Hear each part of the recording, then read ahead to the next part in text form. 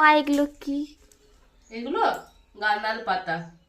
প্রচন্ড গন্ধ, পুরো ঘর গন্ধ করে দিয়েছে। গন্ধ তো বেরোবে বেটা, কিন্তু খেতে খুব গুণ এটা, জানিস তো? খেলে খুব উপকার হয় শরীরে। তুমি এটা কি করবে এরপর?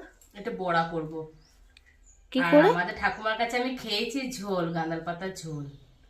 আর আমার মাও খুব ভালো বানায় গাঁদাল পাতার ঝোল, ডিম দিয়ে হয়, মানে বড়া করে ঝোল হয়। কিন্তু এটা তোর বাপিয়া, তোরা তো খাবি না জানি, ওই না এমনি করে ধরে ধরে খাবি, তার জন্য বড়া করবো। আর এগুলো সব আমার পেটেই যাবে। আর এই ডাল ভিজিয়েছি, এর সাথে মুসুর ডাল। তুমি বাটবে এরপর? হ্যাঁ বাটবো, কেননা মিক্সি তো আছে, মিক্সিতে টেস্টি হয় না, কিন্তু সিলে বাটলে খুব খেতে টেস্টি হয়। তা আজকে রেসিপিটা বলে দাও, কি কি করবে তুমি? আজকে হবে চিকেন আলু ঝোল হবে। আমার বাপি, বাবা কি ভাগে কোন দিকে সূর্য উঠেছে কি জানি, তোর বাপি বললো যে চিকেন আলু ঝোল করো। ও তো কষাই খায়, এর আগে ভিডিওটা তোমরা দেখেছো। চিকেন আলু ঝোল হবে, গাঁদাল পাতার বড়া হবে, আর এই যে আমের চাটনি হবে। আমটা ছুলে নেবো, আমের চাটনি হবে।